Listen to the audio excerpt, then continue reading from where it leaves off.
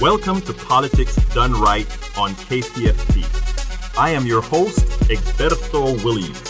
This is the progressive program that will take the mystery out of politics. This is the program that will encourage you to make sure government becomes we the people. Whether you are liberal, conservative, or otherwise, you get to air your point of view. Give me a call at 713-526-5738. That is 713-526-KPFT. Remember, you can also send me a tweet to EGBERTOWILLIES. That is at Egberto Williams. Let us engage. It is politics done right. 1, 2, 3, 4. Well, folks, welcome to one more edition of Politics Done Right. I'm Egberto Williams, your host. Thank you so kindly for being a show. We are going to have a great show today. We have a wonderful guest in here, a guest that's making a difference in her town. But before, we have to get started. Don, how are you doing, my dear brother? I am doing great. At least you have a better tone today than last time. You sounded a little bit more in tune, my brother. Thank you. Oh, you reverted to form. You reverted to form. Folks, we are going to have a great show for you today. We are definitely going to have a great show today. We're going to talk about what's happened. Trump just had this great deal. Anyhow, we need a different kind of journalism. And guess what? I just found a typo, but it doesn't matter. That'll be fixed later on. We need a different kind of journalism, a journalism that really, really, really works. So we're going to talk about that today. So the title of the show is We Need a Different Kind of Journalism to Cover Trump. And the subtitle is Journalism as Practiced Today is Incapable of Mitigating the Misinformation of Trump and the Right Wing Effectively. We need a new what? We need a new paradigm. Folks, Donald Trump conned Americans one more time with a sham summit with Kim Jong Un. Nothing was accomplished other than the end of bidirectional-belligerent-talk that Trump started. So here you go start a fight. And then when the guy responds, you kind of tone down a bit and say, okay, let's get to the table. You get to the table and he says, oh, wow, I like this guy. This killer is okay. Maybe I can be like him someday. Sometime in my life, I'll be like him. Think about it, folks. Think about what this guy is doing. Folks, check.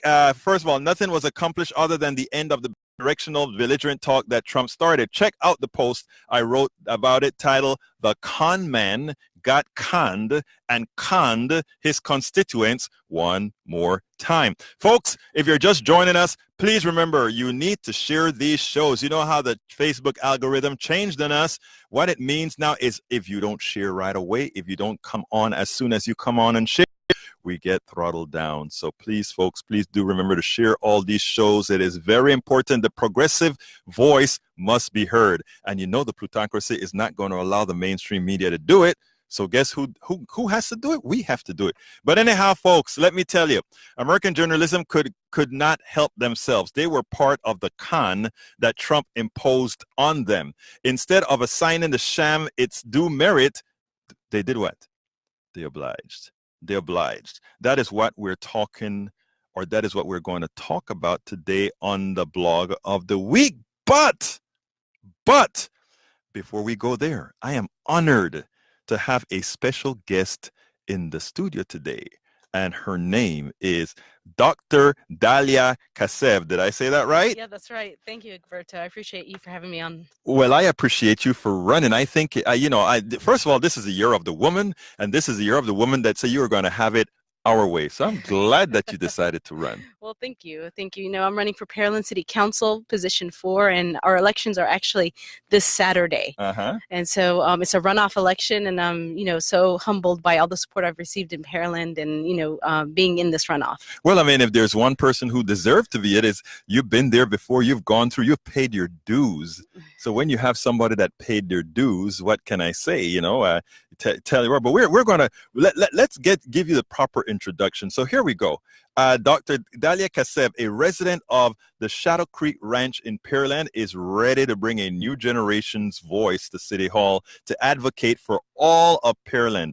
Dalia is running for Pearland City Council Position 4. The runoff is this Saturday. Polls open at 7 a.m. to 7 p.m. I met you at the Annie's List, I believe. Yes. Where I go to Annie's List every year, and I'm just very happy about that. How can you have a country where there is a tad more than 50% women there, and somehow we don't see that reflected in the body politic? What do you think about that? Yeah, I mean, it's like you said, the year of the women. We have come out and we're strong and we're not scared and we're not going to be pushed around. So we're here to say what's on our minds and to be, to be strong while we're doing it. Absolutely so. And, there's no reason why. I mean, most of the votes, where are they coming from? Well, most of the votes, they're, all over. I mean, I'm so happy with the amount of people we've been able to get out to vote. We used to be a community that voted only 5%, and we're up to 10% voting. And so, a lot of people say we're still not a voting community, but what I'm saying is that we have doubled our voting capacity, and we still have a lot more to go. Well, look, folks, building on her passion for helping others, Dalia graduated with her Doctorate of Pharmacy from the University of Louisiana at Monroe in 2010. She went on to earn certifications in medication therapy management, immunization administration, and intravenous drug administration. So, man, you're a well-accomplished young lady. And for such a young age, well, I mean, the city council will do well. Well, thank you.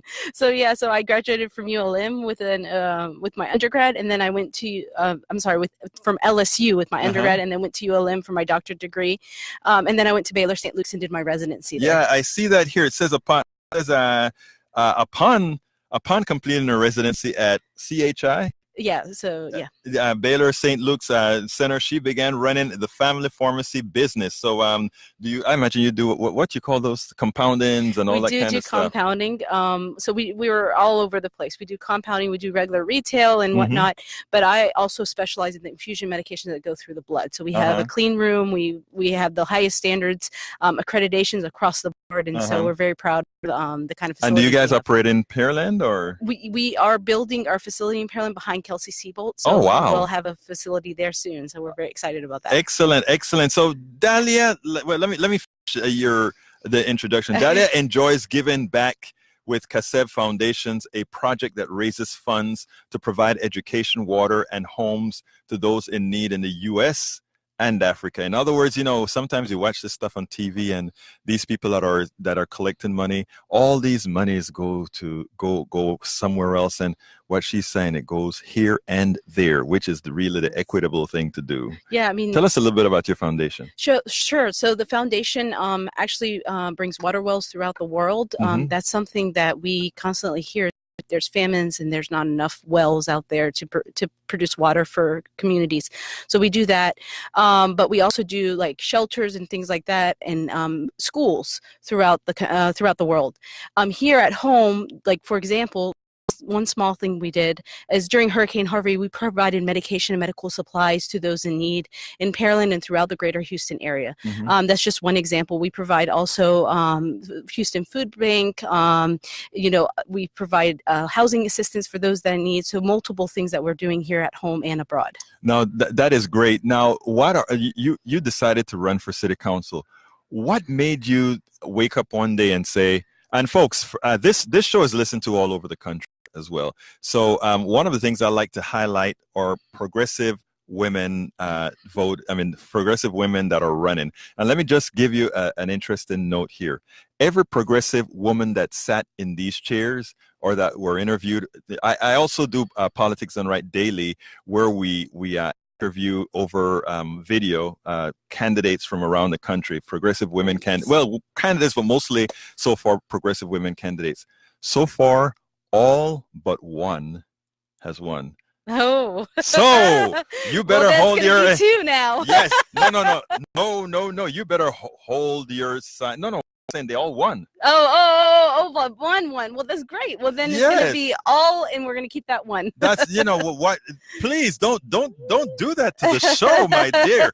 No, what I said, all but one. One. Okay, well, it's good. Then okay, please, and what I did is, in fact, that before Annie's List, I wrote a little piece on my Facebook page that I said, and I started listing the name of all the women that were on the show, nice. and one, You're gonna have an extra one this Saturday. So now I'm going to add your name on Saturday. Yes. You make sure that I add a name on Saturday. Anyhow, we are talking here to Dalia Kasseb, who is running for Position 4 City Council in Pearland, and she's going to tell us exactly. And folks, let me tell you, those of you that are in other cities, other towns, other states, what's important here is to see that in America, we all have the right to run. Yes. We all have the right to win, and you don't let anyone. A few people yesterday on the show were talking about losing hope and thinking about maybe the vote is whatever. And I looked at them and I said, whenever you listen to Politics Done Right, you'll never ever talk about losing hope. Yes, because we win, and the times that we come a little bit short, we don't sit down and sulk. Yes, we get up and we keep fighting. Like you did. That's right. Like you're doing. Yes, like you are doing. It is important. I mean, one thing that we have to realize is that it's not the fact that there aren't enough voters out there, is that people are not voting. Right. And so if you go out to the polls, you can make a really big impact in your community. City council, for example, affects your daily lives. Exactly.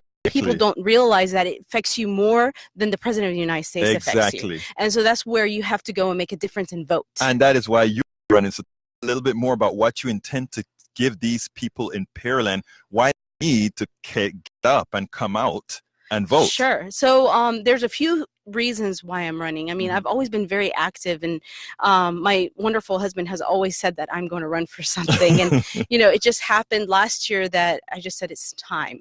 Let's not keep sitting back and watching the news and getting more upset. Right. And let's just get involved. And so one thing that, I've constantly talked about is our aging infrastructure. During Hurricane Harvey, we lost an estimated 1,300 homes. Wow, in Pearland. In Pearland. Alone. Wow. Yes, that's 1,300 families that were displaced, that had water come through their houses. And so we have an aging infrastructure, and we have to work not only by getting federal funding in Pearland, but getting to the greater Houston area, because we are all a huge neighborhood. Right. And a lot of the flooding came in from Houston, and so if we all work together to get the funding to prevent flooding throughout, we're taking care of one another. I think it's important what you said there, and that is that we have to work together. In other words, you're in Pearland, but you realize that there has to be some sort of symbiosis between Pearland, Houston, South Houston. And for those that are listening outside, listen to what Dalia is saying. What Dalia is saying is on the local level. So whether you are in Arkansas or whether you are in Florida or wherever you are, you need to participate in your local elections where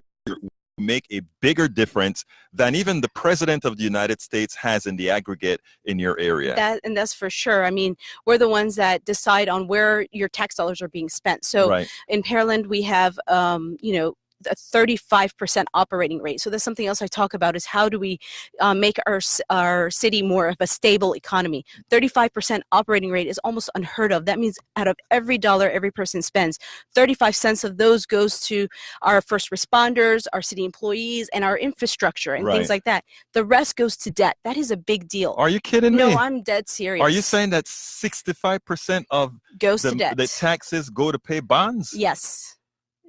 So Dalia just said something that I've always spoken about. Whenever you hear about government going into debt, ask who benefits from the debt, because those would be municipal bonds and the likes, which means they're also, the income from those bonds are usually tax free. So it's a double dip in effect.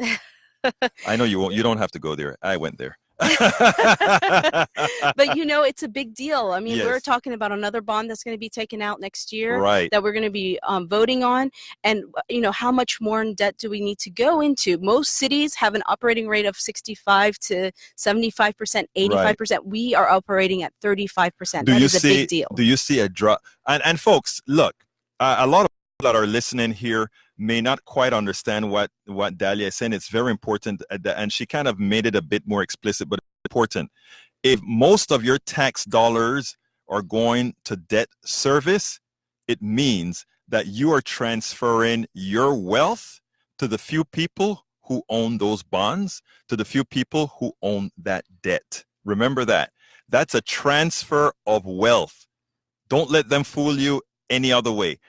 This isn't the topic of our conversation. We are talking about you being a candidate in Pearland, but for my other listeners, what I like to do is connect the dots for them. Yes. So it is good that you are wanting to reduce debt because there's a practical reason to reduce debt, but from a socio-economic point of view, it's a transfer of wealth from the society, Pearland society, to a few wealthy folk who own the debt. Now, let's get back to business. As far as your election is concerned, what is it that you expect out of the population base that are coming out to vote? Based on, let's say, early turnouts or whatever, do you see people voting at all? Yes. So, so 2 years ago, when we were looking at voting in Pearland, only 3,000 people came out in the general and about 1,000 in the runoff. Right. Last year, we were able to bring out over 7,000 in the general and over 13,000 in the runoff. This year, 13,000. They flipped. How did that happen? It's amazing. It's amazing what happened and the support we received. And so, but this year, same thing happened. We've gotten 7,000 in the general this year, and we're already at almost 5,000 votes in early election. Okay. And so we need as many people to go out and vote.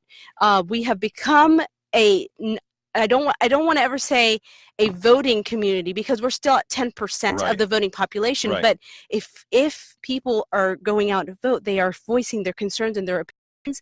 And if they go out and vote this Saturday and we become a 12% voting population or a 15%, that in itself is miraculous. It's a growth. I mean, not only that, it's going in the right direction. Exactly. You know, so you can build upon what you've already built. When you get that number. So we hope to see more people showing up to vote. So Dalia, what would you like to tell your constituency? So, you know, I'm very passionate about Pearland. One thing that I say is that I want to have my children in Pearland. I want them to grow in Pearland. I want them to go to school in Pearland and then eventually graduate from college, have their own house 3 minutes away from me, just like my family is, and have their children there. And so that is the future of Pearland, what I see in the future. And because, you know, I'm going to be so invested in Pearland, I want to have the opportunity to voice the concerns of community members. I've knocked on thousands of doors and asked people what they want to see from their city. And so a lot of my platform wasn't quite formed, you know, maybe a year ago, maybe, you know, the beginning of this cycle. But as I spoke to people and heard what they wanted, like, for example, Blue Ridge landfill is a huge deal. Over an estimated 90% of homes near in Fort Bend County in Pearland have gone down in value. That means less tax dollars going into the city of Pearland.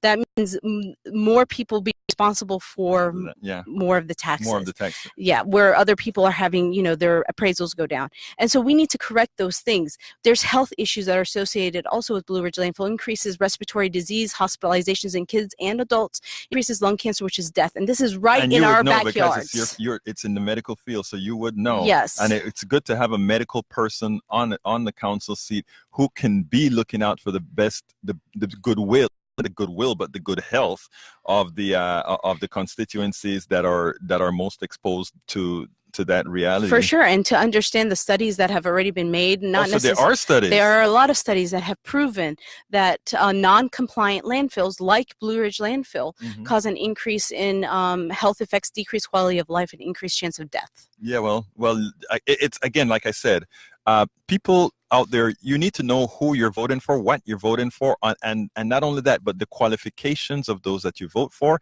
And by qualifications, I don't like to say it in a certain way that becomes presumptuous, but what I want to say is that you need to make sure and vote for, like if we have a Dalia here who has acknowledged studies, who has acknowledged items that are affecting the community and can tie that to what she does.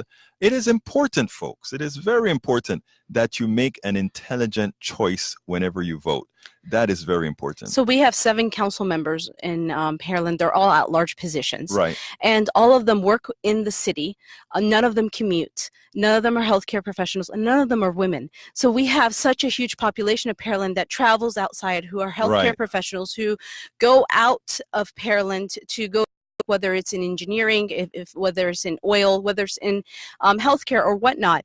But we don't have that kind of representation. So whenever I talk about traffic, transportation, and mobility, I'm talking about quality of life. I'm talking about people coming home on time so that they can spend time with their kids. But you just kind of put me aback. You're saying 9 council members? Seven council members and a mayor.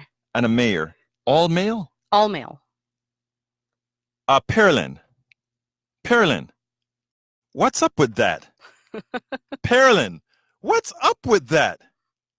I mean, this is are we not 2018? Yeah, I think so. I mean, are there more women voters than men? Yeah, well, I mean, women are the ones that are making the choices now. And, it's time for us to have, a spot on city council. Look, qualifications, folks, you guys better wake up, my dear good friends, my dear beautiful people. Do remember that, we always want to make sure we have representatives. And you know why? Because only when you have that do you get policy that supports everybody, policies that's not viewed through tunnel vision. Only then. Dalia, we have to continue with the another portion of the show. I'd like you, if possible, to stay in case any of our callers want to ask you any questions specifically. I tell you what I'll do. Before to the blog of the week, since we've had some folks wait in here, I'm going to jump on the phone and take a few calls, and then I'll go into the blog of the week. Sorry. For those that are regular listeners, every now and then you have to make an adjustment based on, based on who's here, et cetera, et cetera, et cetera. So let's go to Scott. Talk to me, Scott. Hi, thank you. Well, it's another subject. Go for it. I hear that Social Security is unconstitutional. I would not dismiss the Constitution as just a piece of paper. Mm-hmm. Actually, in 1937, in Helvering versus Davis, a 7-2 vote, the Supreme Court upheld Social Security. In the first paragraph of Article 1, Section 8 authorizes Congress to tax and spend money both for the common defense and the general welfare. Okay, now, I had a little exchange with somebody on Facebook. I think he's a libertarian. He quoted James Madison in the Federalist Papers as saying that this general welfare was no more than what other parts of the Constitution define it to be. And he was being originalist. The Supreme Court in 1937 was not being originalist. And I think they did say that the economy was different in 1937 than in 1787, and things that might not have at first seemed like part of the general welfare now were. Okay, I get the gist of what you're saying now, Scott. Let me just first tell you what I feel about the Constitution. First of all, any piece of paper that once considered me 3/5 of a person, I don't have much allegiance to, first of all. Secondly, yes, Secondly, it is okay that I do believe in the interpretive nature of the Constitution. That's why it has an elastic clause. That's why we could have gotten rid of the 3/5 amendment. I mean, what made me 3/5 of a man. That's why we could get rid of what prevented women from voting. That's why we could have gotten rid of what didn't allow certain people to be citizens, 14th Amendment. So all of that is okay. But as far as the sanctity of the document that many people like to argue about, it doesn't mean, to put it bluntly, it doesn't crap. And let me tell you why. I think it's a fundamental law of this country. Hold on a second. I understand Scott. Language in it. My brother, pretty broad. Let me just finish qualifying what I want to say, because I understand it is the law of the land. But the law of the land is also interpreted ultimately by 9 Supreme Court justices who now have become ideological ideologues. And in doing so, they have changed what the meaning of the Constitution as per anybody who's written it is. I mean, the fact that we have Citizens United, the fact that we have McCutcheon and all of those are nowhere part of the Constitution, but decided by the Supreme Court, just proves exactly what I've said, and that is just a document that everybody plays with. Okay, let's take the 17th Amendment, which reaffirms that each state shall have 2 senators. Yes, that's fine. Would the Supreme Court really interpret 2 to mean 3 or some other number? Well, there are certain things that are absolute, right? I mean, if it says two senators, clearly spelled out statement, and it's a broad and open-ended language that is a subject of controversy. I do not think a lawyer would bother to argue that two means three.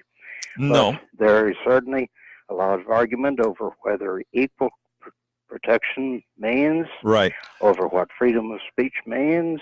All right. You're right about that, Scott. Got to go, but let me. General welfare, of course, means. General welfare, I tell you what, general welfare can mean anything we want general welfare to mean, and that makes the Constitution pretty darn elastic. Okay, so the present interpretation is it's about anything except something that is blatantly awarded to specific people. Well, that's how favoritism. That's how it goes, brother. That's what it is. Anything but favoritism. Well, favoritism still lasts. Thank you so kindly for calling, Scott. I appreciate you calling, my brother. Have a good one. Okay. Bye-bye. Bye. Okay. Let's see. Go ahead, Robert. Hey, I got two things to say. Yes, sir. Pearland, isn't that one of those bedroom communities that was termed white flight about 30 years ago? Let's hear from. The other comment is Blue Ridge Landfill. Isn't that the one off of 521? Yes, sir. That's the one off of Alameda Road in Fort Bend. The last 3 or 4 years, I live on just north of the Beltway off of South Post Oak. That landfill, it's got to be. There's C&D landfills around there, but it doesn't smell like household garbage at a C&D landfill. That's got to be Blue Ridge. And I would love to know what kind of air monitoring has been going on, even as the result of my complaint. Yes, sir. So, yes. That's just an FYI for you. Yes, sir. So there's two parts of the question. The first one is Pearland's a bedroom city, and that is correct. And something that I've always talked about, we talked about stabilizing our economy and our operating rates. What we have to do is we have to bring in more small businesses and large corporations into Pearland. I asked high school students all the time, what do you do for fun? And they do not stay in Pearland. If you ask people at the door when I'm knocking on doors, where do you go have fun? It's not in Pearland. They go to Baybrook Mall, they go to Memorial City Mall, they go to the gallery area. They do not stay in Pearland. We have to make sure we're investing in our community to make sure we keep our tax dollars in our community so we grow in a healthy fashion and we don't have to have that such a horrible operating rate. On the other hand, Blue Ridge Landfill, yesterday there was a meeting with TCEQ in Shadow Creek High School. And one thing that I had asked about, which the H2S levels, which is the hydrogen sulfide levels, those are the levels in the studies that say that there's an increased respiratory disease and increased lung cancer, which causes death and lower quality of life. They are, during the controlled action plan, which was put into effect on April 28th, they are supposed to be, Blue Ridge Landfill is supposed to be reporting H2S levels weekly to Blue Ridge to TCEQ. Now, TCEQ yesterday did not have an answer for that, even though we pressed them multiple times. We asked them multiple times. You have had, over 2 months of data right now. What are the levels? Are we being poisoned? Are we going to have cancer in the future? Because it's not, let's study it. It's facts. There's studies that show H2S levels will cause cancer, will cause respiratory diseases, will cause death, will cause decreased quality of life. And so they were unable to answer those questions. They're unable to answer the questions of when the wells are going to be put in and functional. The controlled action plan is only for 5 years. Monitoring wells, right? Yes, sir, the monitoring wells. And they're right now taking out liquid from the old ones. Now, the controlled action plan is only supposed to be in effect in 5 years, but what we hear is that it may take longer for those things to be completed. And so when are we going to have solution? And that is exactly what I want to make sure that I deal with and I bring solution to on City Council. One, whether Blue Ridge Landfill is following regulations, because those are regulations that they have to follow. We are the best state in the country. We are Texas strong, Texas proud. We have to make sure we're holding our landfills accountable and holding these standards accountable. But number two, if they do not comply, we cannot risk our children's health and our adults' health. We have to suspend their permit until they can. And if we push them hard, where they have to make sure that they become within regulations, I'm sure they would do it very quickly if their pockets are going to be affected by it. But we've TCEQ fined them about $14,000. They paid about half of it, and then they were forgiven the rest. That is not a fine for huge corporations like Republic Service. Absolutely. Any more questions, Robert? No.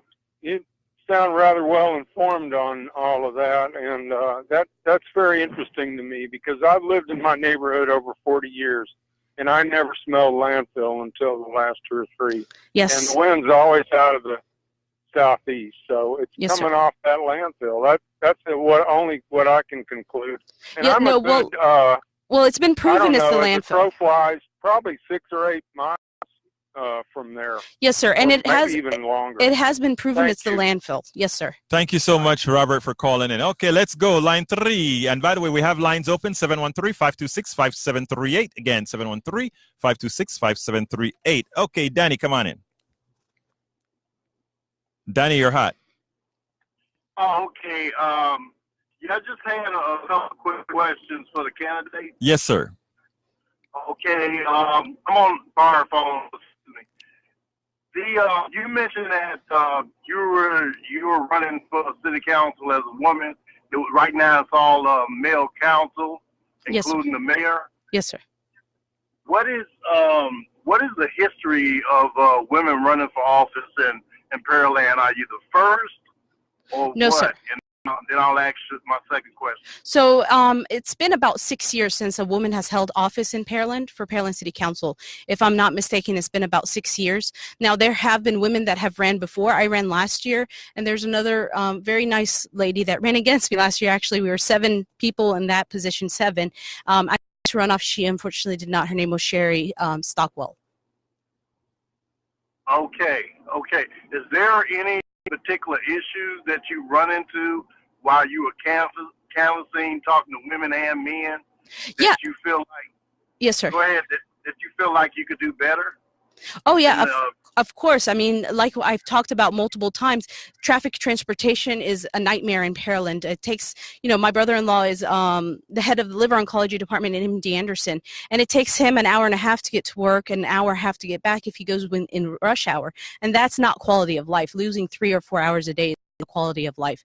I'm talking about, our economic stability, bringing in large businesses, not allowing Pearland to continue to be a bedroom city where we don't benefit from our tax base. And our tax dollars, our families are making money and then they're spending it outside. I'm talking about our aging infrastructure. We lost an estimated 1,300 homes during Hurricane Harvey. Something that we have to work to make sure that we don't lose any more homes like that. So there are multiple things that I'm talking about that actually most of the things I talk about will benefit both men and women. Okay. Any other questions, Danny? No. I wish you the best in your campaign. Hope you can get in office and make some change, bring about from that status quo. I'm just curious. Are you from Pearland, Danny? No, actually, I'm from Cyprus, but I see. I sympathize with that commute because it takes me about an hour and a half. Yes. Get back and forth. And that's why we have to work together as a larger Houston area, Pearland area community, Cyprus. We have to all work together in order to benefit all of our communities and make sure that we're all living a healthy life. What's funny is, we're right over there by 2 reservoirs that flooded. So a lot of the same issues that you have out in Pearland and different parts of Houston, like Maryland and Cyprus, we have basically the same issues. It's a Houston problem. Thank you so kindly for calling in, Danny, okay? All right, you're welcome. You guys take care. Thank you, sir. Okay, folks, this is, we have all lines open, 713-526-5738. Again, that number is 713-526-5738. And now we are going to get into the core of the show with regards to journalism. And I'm pretty sure other folks may call again, Dalia, and ask a few questions. But anyhow, folks, before I get to the program, I want to remind all our listeners that KPFT is a bastion of intelligent voices and programs as a political activist myself. My favorites are Think Wing Radio with Mike Honig on Mondays at 2 p.m. And of course, we have Journal with Dwayne Bradley and crew on Mondays at 6 p.m. And of course, there's Jazz Latino for Rock Even Latin Jazz at its very best, hosted by Juan Flores on Tuesdays at noon. And then we have Gender Asian Radio. What is that again? A weekly radio program featuring an eclectic mix of Asian underground, Bhangra, Bollywood funk, Hindi, Rai. I don't know that one.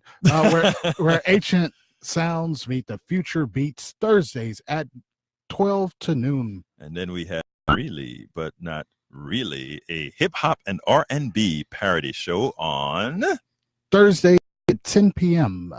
By Rosemont and Marcel Monroe. And for now, I won't mention the other two, but later on we'll have some discussion on those. Anyhow, check out all. Go ahead. Before you stop. Yes. Also, we have Spirit Change on Saturdays at noon. I don't know. Just look it up. And then also right after this, we have Susan Darrow with Border Radio. Absolutely. We need to go ahead and add that to the blog. And there's Larry Winters doing what again? Oh, Larry Winters at noon on Saturdays with Spare Change, noon to 3 o'clock. Yeah, what I'm going to start doing on my program and announce these things, make sure you guys out there know that KPFT have a head of a lot of good programs, folks. Don't be, let me tell you, we have good talk radio. We have good music of every flavor. You can think of stuff that you're not going to have or hear on radio. So anyhow, folks, check out our full schedule at kpft.org, where you can find programming from music to politics and medicine to the eclectic. KPFT is listener-supported public community radio station. So please remember that if you like what you hear, visit kpft.org. And we remain a strong, viable community radio station that provides news, programming, and information not influenced by and he's on the phone. Here we go. All right. So, folks, we are going to have the blog of the week. It's not a very long blog of the week, so I'm going to go with it. The caller that is on the phone, we are going to get to, I tell you what, since it's somebody named Amanda, I am going to wait for the blog of the week and bring Amanda right in. Amanda, come on in. How are you doing today? Hi, how are you? I am doing fine, ma'am. I was going to just speak to, since I'm sitting in traffic right now. I'm confused because I live right off of 288, and I'm not from Houston. I'm from Arkansas, and we don't have this kind of traffic at all. But you see other larger cities like Chicago, New York, and they have better mass transit systems. And on 288, they're expanding it and building an area. Are we using more rail systems like the one that goes down Main Street in Fannin? Why don't we have those kind of systems pulling in from all the suburbs, Cypress, Sugarland, Pearland, Woodland? And that's exactly. Instead, we're building HOV lanes. Like, yeah, why exactly. don't we just put the rail down the middle? Then exactly, and that's what I've been talking about actually since last year. Whenever I first ran, is that we need a light rail going throughout, not only to Houston, but throughout the greater Houston area, to make sure that all our families are being able to be transported in an efficient way. But that requires a lot of coordination, and that's something that I want to very hard while I get on council with. And also Atlanta is a great example. I mean, most of these places, some people will say will bring in crime and whatnot, but it's actually the opposite. People don't ride the rail to go rob a place. They actually use their vehicles. And so it's a very good way of getting from point A to point B. In regards to 288, they are actually only building a toll lane, so 2 toll lanes. There is no HOV lane there. So even if families decide to carpool, they will not get the benefit of not being charged for the tolls. Another and so that's tax. something. Yes. And Double so that's something that. Because are you not paying for the freeway system when we have the gas tax? It's actually a private company that's paying for the toll road. I think it's a Portuguese company. You know, I hadn't followed the politics of the 288, but if I had known that, I would have spoken about that a long time ago. That's what they're doing, privatizing our commons. It makes no sense. Anything else you want to add to that, Amanda? No, I was just getting it off my chest. I listen to you guys all the time. I appreciate what you do. Thank you so kindly, Amanda. Thank you so kindly. Okay, I'm going to go to the blog of the week. Folks, do you know what time it is? It's time for the weekly blog post. Okay, folks, national listeners all over the place, I want you to listen to this very well, okay? It is not a long blog. It's a short one, but it's important that we start to understand the media. Here we go. Today's journalism is incompatible with today's right-wing politics. We need a new paradigm. Look, the function of journalism, the fourth estate, is to ensure citizens are accurately and truthfully informed, irrespective of the political climate. It should be immune to ideological influences, much more so than then than now. Americans trusted the media because they did not perceive it as an arm of the political class. Now, I noticed truthfully, there's something that kind of got me upset, and it's what Dalia just said. I didn't realize it was this private company building a overflow lane, a toll lane in the middle of the freeway. In other words, we are using the commons, property belonging to everybody, to have a Portuguese company, assuming that it's a Portuguese company, make some money and collect taxes from you guys to enrich a few. Remember that when you go to vote. Okay, over the years, during the Clinton and placed on steroids during the Obama years, the right wing has used the media like a virus carrying their payload. Trump upped the ante. He made himself the media's hated darling. Journalism be damned. Those who lived through the Clinton years watched as the right wing recruited the media using the sheer values of manufactured scandals as bait. During the Obama administration, the bait, however implausible, was effective. Most remember throwing grandma off the bus, death panels, birther lies, and more during the Obama administration. They were given legs by either a derelict media or one incapable of doing its job because of the need for a new kind of journalism. And then came Donald Trump. In the article written by Eric Alterman, he retitled it, Trump's Genius is His Entertaining Idiocy. But the earlier title was The Trump Administration, Evil, Stupid, or Both? It was in the Nations, and it points out why the media is incapable of using the old journalistic techniques to cover Trump and his administration. And this is what he said. I don't blame journalists for feeling overwhelmed. They have a set of standard practices of how to go about their jobs with a degree of professionalism and self-respect. And none of that works with these people. Offer to allow them to give their side of an issue, and they will, virtually without exception, tell a lie and call you a liberal elitist if you don't swallow it. Stick to your guns by digging more deeply into the morass they've created, and they will sick their violent minions on you to harass you, dox you, and occasionally threaten you, and physically violence on social media. And their lies will be repeated literally thousands of times on Fox, on Talk Radio, on Breitbart, on Judge, on Facebook, on Twitter, and often with only the weakest caveats on CNN, MSNBC, the networks, and the rest of the national news media. The scale of the Trump threat is beyond our journalistic resources to expose it, much less thwart it. What's more, Trump's genius for distraction, self-pity, and entertaining idiocy succeeds not only in normalizing his psychopathic behavior and malevolent prejudices, but also in hiding the fact that institutions that protect our freedom and democratic rights are teetering beneath a ferocious assault. We fiddle, they burn. The current form of journalism is incapable of saving America from the likes of Trump and the misinformation institutions funded by the plutocracy. Think tanks like Heritage Foundation are tools of the plutocracy, uses to maintain their power even as their supported policies decimate all else. They present seemingly legitimate studies and talking points the media is enticed to cover. So today's journalism is driven by the sheer volume of material released by the right that seems to necessitate coverage irrespective of value. Secondly, the white papers and data from right-wing think tanks with their air of plausibility is always available to a hungry media with an increasing need for content. Notice they're always asking content. Worse, however, today's journalism continues to X said this and while Y said that. An orthodoxy that no longer works because it is a system the right gamed.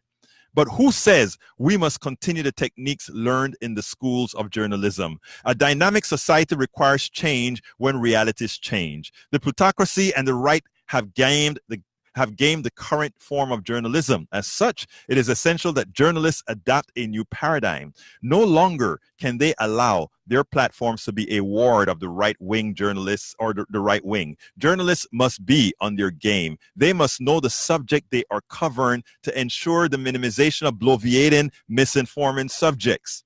Most importantly, they must never leave. Listen to this. If you're a reporter, if you're a journalist, this is what you must know, my dear brothers and sisters.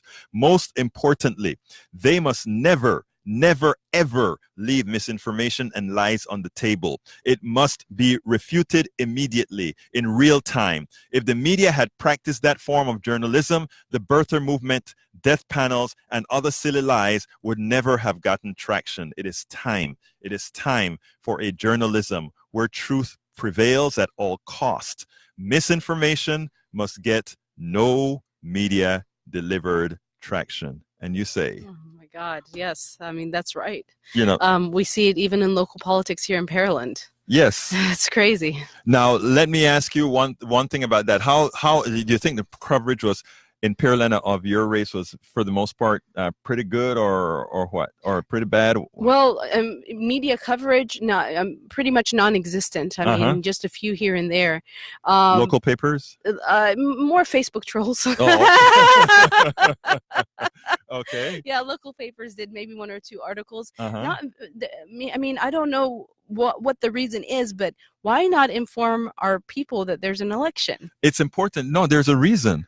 And that is because they want a small amount of votes. If you have a small amount of votes, you can control a hell of a lot of money with a small amount of people who are in the know. And you talk about a 35% rate. Let me tell you something about a 35% rate. That would not have happened if you had an informed electorate who realized that you're paying all your money to somebody else, other people. Anyhow, Johnny, come on in, my brother. Hey, you or your guest, or maybe it was a listener right before your blog, you mentioned mass transit. Yes. Well, I heard on KPFT, not surprisingly, recently, I think it was Mike Koenig mentioned it, that there is been a proposal recently for a privately financed and privately built bullet train from Northwest Mall to Dallas with one stop either in Bastrop or College Station. That's it. That's our future.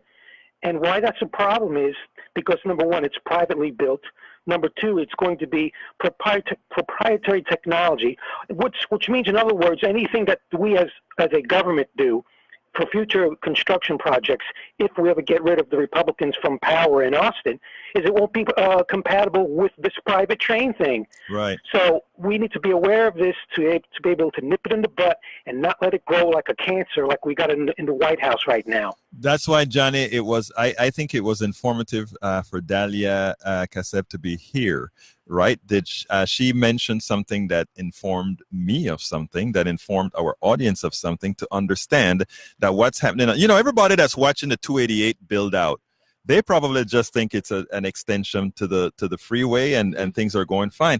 They don't realize that when they decide to start putting their quarters and dollars in that thing, it's a transfer to a foreign company who owns those lanes in land that we all own. Yes, that's correct. It is going to be a foreign country that's getting profit off of our usage. And you know, and whether even if it weren't a foreign company, there are certain parts of our society that belongs in the commons. Don't you think? And I have a suggestion for a bumper sticker, campaign bumper sticker. Let me hear it. Hello? I'm waiting for your bumper sticker. Oh, okay. I know I'm a magic check, and it's hard. Sometimes we talk over each other. Anyway, here's a bumper sticker idea. And I almost forgot the exact wording, but I'll just give it to you, and then you can reword it yourself, since you like editing things. You know, hold on a second, Johnny. Hold on a second. I got to tell. We got to tell our audience what that has to do with privatizing transportation, and we know that it's a Republican wet dream. Yes. Toll roads. Yes. A Republican wet dream. Vote Democrats. Vote Justice Democrats. Do not vote for Republicans. Do not vote for corporate Democrats. Man, that's a long one. On a bumper sticker, well, in the local city council race, for example, is nonpartisan.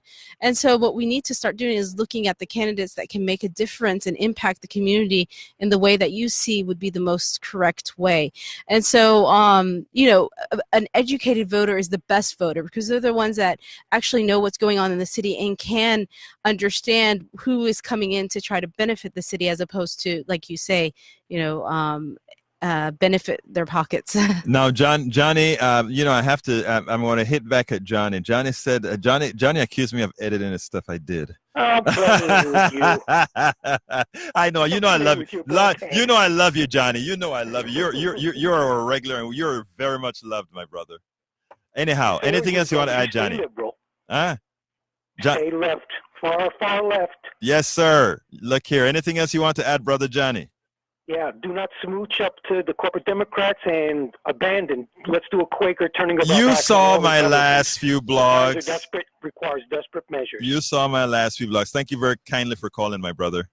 Okay. Have a good one. Folks, we still have open lines. The number is 713-526-5738. What do you think about journalism today? What do you think about, do you really believe that we have any form of real journalism today that can fight the plutocracy, what they're doing to our society? But anyhow, while I have no calls, I'll go back to Dalia. So Dalia, your election is coming up on Saturday in Pearland. Where do people vote? So people can vote at the libraries. There's the Tom Reed Library, and then the West Side Library. Also, you can vote at the West Side Event Center. So those are the three common locations that were open throughout early voting and now. There are a few other places like the Pearland Rec Center, Shady Crest Church that you can also vote in. And so all that is on the website, www.votefordalia.com. Again, that's votefordalia.com.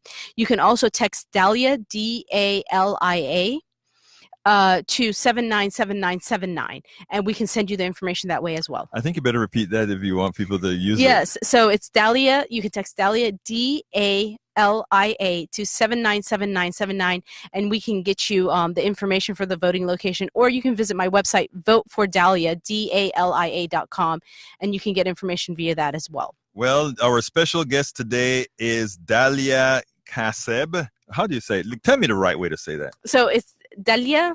Dalia? Yeah, that's, the more correct pronunciation. Okay. Last name is Kaseb, which means winner in Arabic. Okay, Dalia Kasseb. Dalia Kasseb, who is running for position 4 in the Pearland City Council. Yeah, so Dalia the winner is going to win on Saturday. Dalia the winner is going to win on Saturday, she says. I can't say that I'm a host of a show on a community radio station. But anyhow, anyhow, so you're going to have a race. And I don't think there's a lot of people come in as we go. So why don't you tell them one more time, why did you decide as a candidate to run and include and do include gender, because I think it is very, very important. Yeah, and so I have always been very active. So in my college years at the School of Pharmacy, I was president of almost most of my organizations. So I have this little nick that I want to help and to make a difference. And so whenever I met my husband at a Starbucks in Houston. Really? Yes. That's my home. Yeah, exactly. Yes. I think he already knew from then that that's something that I wanted to do. And when I got married and settled down, finished my residency, all my schooling, got published in one of the journals, the pharmacy journals. I figured, this is the time. It's time to make a difference in my community. It's time to give back since my community has given so much to me.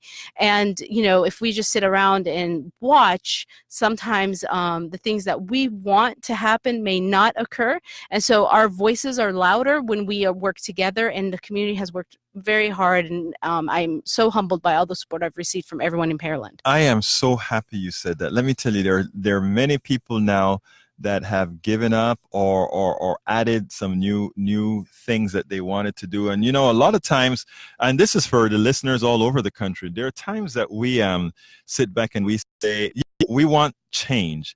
We want things to happen. In your case, you want to make sure that that dump is cleaned up, that that dump is made safe. You want to make sure that that the city spends more money on items within the city than transferring that money in debt services. That's what you want to do as a council person. You can wish that, and you can hope for that, and you can say it's never going to happen if you just wish and hope. If you really believe it's something that needs to happen, you need to be the one that go out there. In the case of when I became a full political activist, that's what it was. I'm a software company owner, software developer, software company owner. I had to decide, do I keep loving writing software? Do I keep loving doing these things that are pretty darn lucrative? Or do I say, you know what we need a change, and modify your life and say we are going to have a change. Yeah. And there are a lot of people in America right now. Things are at the point now that they say, and I'm talking to all of you, my great American brothers and sisters, don't sit back and wait and think somebody else is going to do it. That other person that's going to do it is Dalia. That other person that's going to do it is you. That other person that's going to do it are those who get off their butts and say, you know what, I've talked enough. Let me go ahead and be a part of the solution, Dalia. And you know what? We have such a bright future. I talk to our kids, our high school students are the ones that are volunteering and helping me. And changing some things and informing people, educating people about the elections.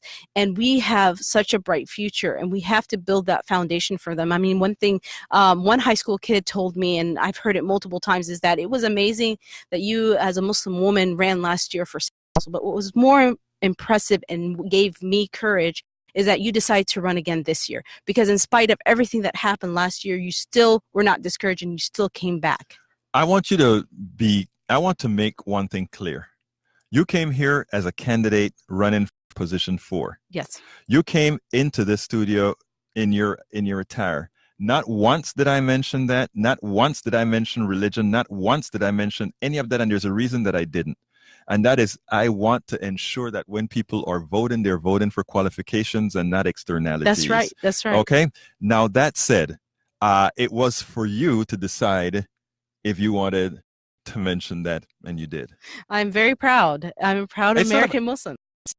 In my case, it's not about being proud. It's about not being, whether you're Muslim, Christian, atheist, or whatever on the city council makes me know, or should make nobody any mind, right? Yes, of course. It's about what you bring to the job. Yes, and the kids that are working with me, the ones that are volunteering, most of them are, from different ethnicities. If you see my cover photo on my Facebook page, my private page, it's from all over the world. People of different ethnicities, different backgrounds have come together to for the better good of a community.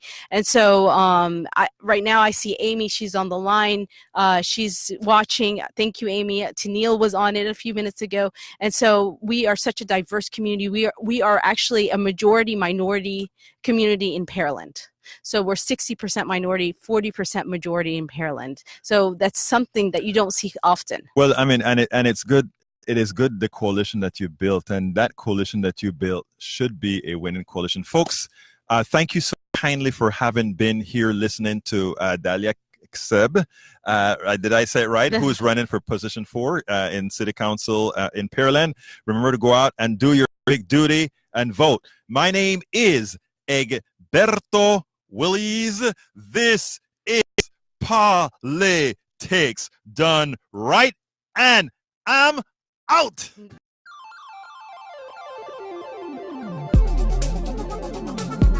Thank you very much for listening to Politics Done Right. I am your host, Egberto Willies.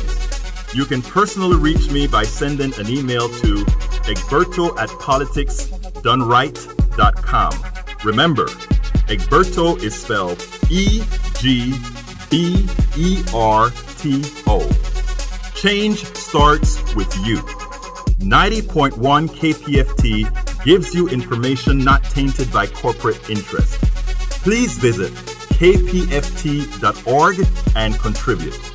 Let's ensure continued access to real information and news remain available to all. Again, Thank you very much for listening to Politics Done Right.